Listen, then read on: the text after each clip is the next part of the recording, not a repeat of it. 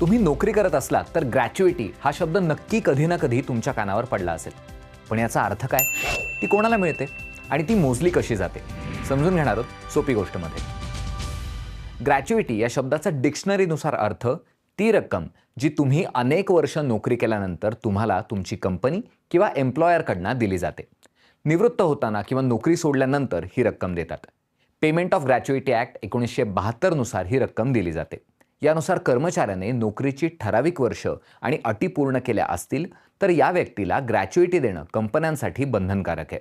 हे नियम कंपनी आणि कर्मचारी अशा दोघांसाठी लागू असतात. एखाद्या कंपनीकडे आधीच्या 12 महिन्यात अगदी एका दिवसासाठी सुद्धा 10 किंवा त्यापेक्षा अधिक कर्मचारी असतील तर पेमेंट ऑफ ग्रॅच्युइटी ॲक्टचे नियम पाळणं त्यांच्यासाठी बंधनकारक असतं. महत्त्वाची गोष्ट म्हणजे यानंतर कंपनीकडचे कर्मचारी कमी झाले किंवा कंपनीने कमी केले तरीही त्यांना कर्मचाऱ्यांना ग्रॅच्युइटी द्यावीच लागते. वन्स कव्हर्ड ऑलवेज कव्हर्ड हे ग्रॅच्युइटी कायद्यातलं महत्त्वाचं तत्व आहे. मग ही ग्रॅच्युइटी कोणाला मिळू शकते? जर एखाद्या कंपनीमध्ये तुम्ही 5 वर्षांपेक्षा जास्त काळ नोकरी केली असेल तर तुम्हाला ग्रॅच्युइटी मिळण्याचा अधिकार आहे. पण तुम्ही वर्ष 2 वर्षातच नोकरी बदलली असेल तर मात्र तुम्हाला याचा फायदा मिळणार नाही. भारत सरकारच्या पेन्शन पोर्टलवरच्या माहितीनुसार एका वर्षातल्या 15 दिवसांची बेसिक सॅलरी आणि महागाई भत्ता इतकी ग्रॅच्युइटी असते. आता तुमची ग्रॅच्युइटी किती आहे हे 2 गोष्टींवर अवलंबून असतं. ते म्हणजे तुमचा पगार किती आहे आणि तुम्ही किती वर्ष नोकरी करताय. आता ही ग्रॅच्युइटी मोजतात कशी, त्याचं गणित पाहूयात. 5 वर्ष नोकरी केल्यानंतर नोकरीमध्ये पूर्ण केलेल्या प्रत्येक वर्षासाठी शेवटच्या महिन्याची बेसिक सॅलरी आणि महागाई भत्ता यांची बेरीज करून त्याला 15ने गुणलं जातं. मग तुम्ही किती वर्ष नोकरी केलीत त्या आकड्याने गुणलं जातं. त्यानंतर मिळणाऱ्या संख्येला 26ने भागलं जातं. आता 26 आकडा कुठनं आला? तर साधारणपणे एका महिन्यात 26 वर्किंग डेज असतात.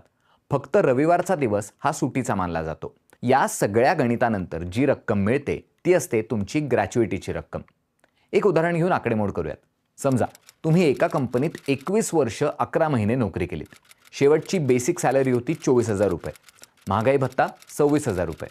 आता इथे तुमचा नोकरीचा कालावधी 22 वर्ष मानला जाईल.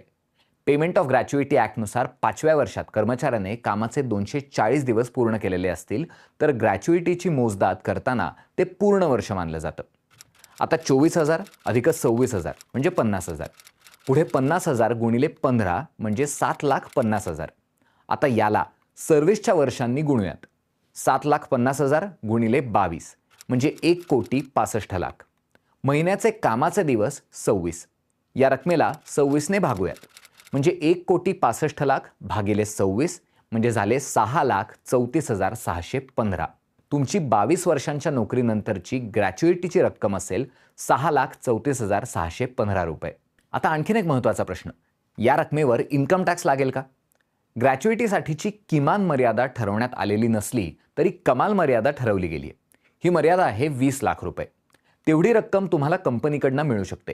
म्हणजे तुमची 20 लाखांपर्यंतची ग्रॅच्युइटी ही टॅक्स फ्री, करमुक्त आहे. समजा नोकरीत असताना एखाद्या कर्मचाऱ्याचं निधन झालं तर काय? तरीही जितकी वर्ष नोकरी केली त्यानुसार ग्रॅच्युइटी दिली जाईल. आणखीन एक गोष्ट म्हणजे एखाद्या कंपनीत 5 वर्ष पूर्ण करण्याआधीच तुम्ही नोकरी सोडलीत तर एका विशिष्ट परिस्थितीत तुम्हाला ग्रॅच्युइटी मिळू शकते. जर एखाद्या कर्मचाऱ्याने कंपनीत 4 वर्ष 240 दिवसांपेक्षा जास्त काम केलं असेल तर ती व्यक्ती ग्रॅच्युइटीसाठी पात्र ठरते. निवृत्त होताना किंवा नोकरी सोडताना, नोकरी बदलताना तुम्हाला 30 दिवसांच्या आत ग्रॅच्युइटीसाठी अर्ज करावा लागेल. अर्ज दाखल केल्याच्या 30 दिवसांच्या आत ती देणं हे कंपन्यांसाठी बंधनकारक असतं. अगदी एखाद्या कंपनीने दिवाळखोरी जाहीर केली तरीही त्यांना कर्मचाऱ्यांची ग्रॅच्युइटी ही द्यावीच लागते. आणि समजा कंपनीने ग्रॅच्युइटी द्यायला नकार दिला तर अशा वेळेला तुम्ही सहाय्यक कामगार आयुक्तांकडे तक्रार दाखल करून मदत मागू शकता. ही होती आजची सोपी गोष्ट.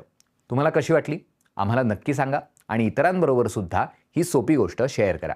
धन्यवाद.